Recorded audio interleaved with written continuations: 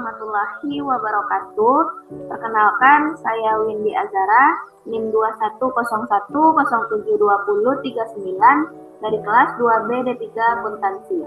Baiklah, di sini saya akan mempresentasikan mengenai materi penghimpunan dan penyaluran dana bank syariah.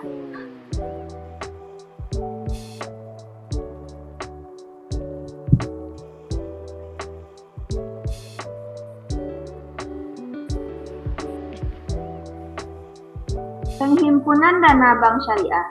Penghimpunan dana di bank syariah dapat berbentuk giro, tabungan, dan deposito. Prinsip operasional syariah yang diterapkan dalam penghimpunan dana masyarakat adalah prinsip wadiah dan mudharabah.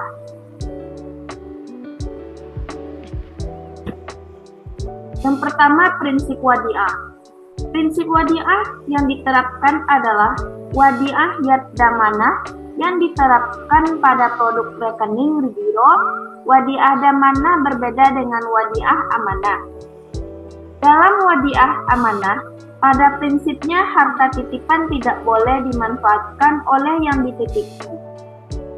Sementara itu, dalam hal wadiah yad-damanah, pihak yang dititipi atau disebut juga dengan bank bertanggung jawab atas keutuhan harta titipan sehingga ia boleh memanfaatkan harta titipan tersebut. Selanjutnya, ketentuan umum wadiah. Ketentuannya terbagi atas 4. Yang pertama, keuntungan atau kerugian dari penyaluran dana menjadi hak milik atau ditanggung bank. Yang kedua, bank harus membuat akad pembukaan rekening. Yang ketiga, pembukaan rekening ini, bank dapat menggunakan pengganti biaya administrasi. Dan yang terakhir, ketentuan-ketentuan lain yang berkaitan dengan rekening giro dan tabungan tetap berlaku selama tidak bertentangan dengan prinsip syariah. Selanjutnya, yang kedua yaitu prinsip mudharabah. Dalam mengaplikasikan prinsip mudharabah ini, penyimpanan atau deposan bertindak sebagai sahibul mal atau yang disebut juga dengan pemilik modal dan bank sebagai mudarib atau pengelolanya. Rukun mudharabah terpenuhi semua. Ada mudarib, ada pemilik dana, ada usaha yang dibagi hasilkan, ada nisbah, dan ada ijab kabul. Prinsip mudharabah ini diaplikasikan pada produk tabungan berjangka dari deposito berjangka. Prinsip mudharabah ini terbagi atas 2. Yang pertama mudharabah mutlaqah, yang kedua mudharabah muqayyadah. Lanjut.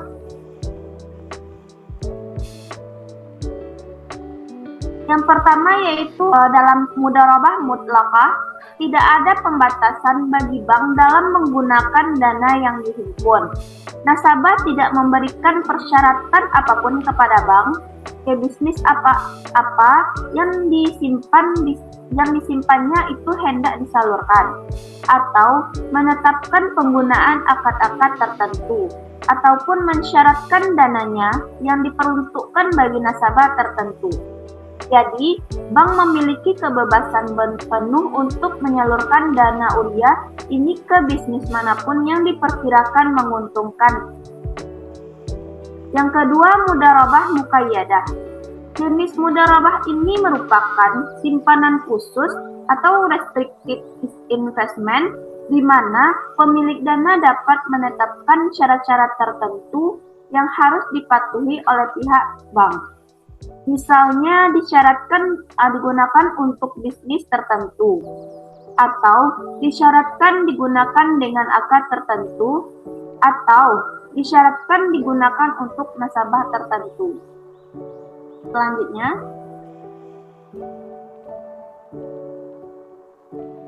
ketentuan umum mudharabah mutlaqah. Ada 5 stepnya.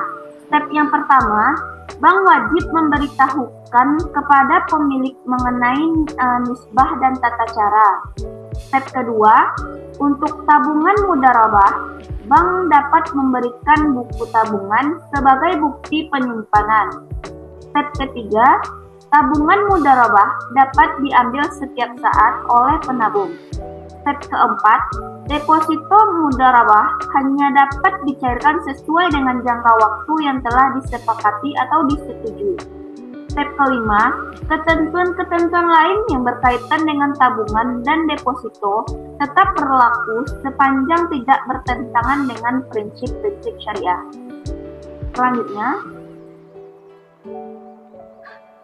adapun karakteristik mudharabah muqayyadah, yang pertama, pemilik dana wajib menetapkan syarat-syarat tertentu yang harus diikuti oleh bank dan itu bersifat wajib. Yang kedua, sebagai tanda bukti simpanan bank menerbitkan bukti simpanan khusus.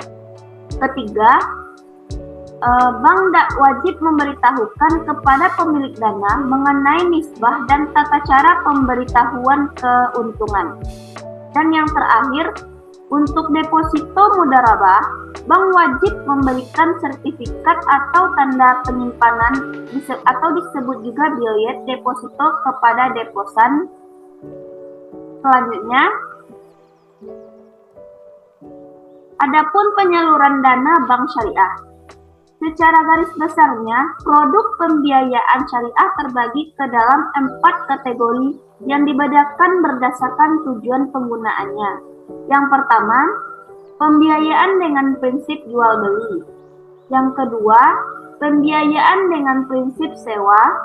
Yang ketiga, pembiayaan dengan prinsip bagi hasil. Keempat, pembiayaan dengan akad pelengkap. Dalam prinsip jual beli, pada prinsip jual beli dilaksanakan sehubungan dengan adanya perpindahan kepemilikan barang atau benda atau disebut juga transfer of property. Tingkat keuntungan bank ditentukan di depan menjadi bagian harga atas barang yang dijual. Transaksi jual beli dapat dibedakan berdasarkan bentuk pembayaran dan waktu penyerahan barangnya. Yang pertama yaitu ada pembiayaan murabahah, yaitu transaksi jual beli di mana bank menyebut jumlah keuntungannya, bank bertindak sebagai penjual, sementara nasabah sebagai pembelinya. Harga jual adalah harga beli bank dari pemasok ditambah keuntungan atau disebut juga dengan margin. Yang kedua, pembiayaan salam, yaitu transaksi jual beli di mana barang yang diperjualbelikan belum ada. Oleh karena itu, barang diserahkan secara tangguh sementara pembayaran dilakukan secara tunai. Bank bertindak sebagai pembeli, sementara nasabah sebagai penjual. Sekilas transaksi ini mirip dengan beli ijon, namun dalam transaksi ini kuantitas, kualitas, harga, dan waktu penyerahan barang harus ditentukan secara pasti.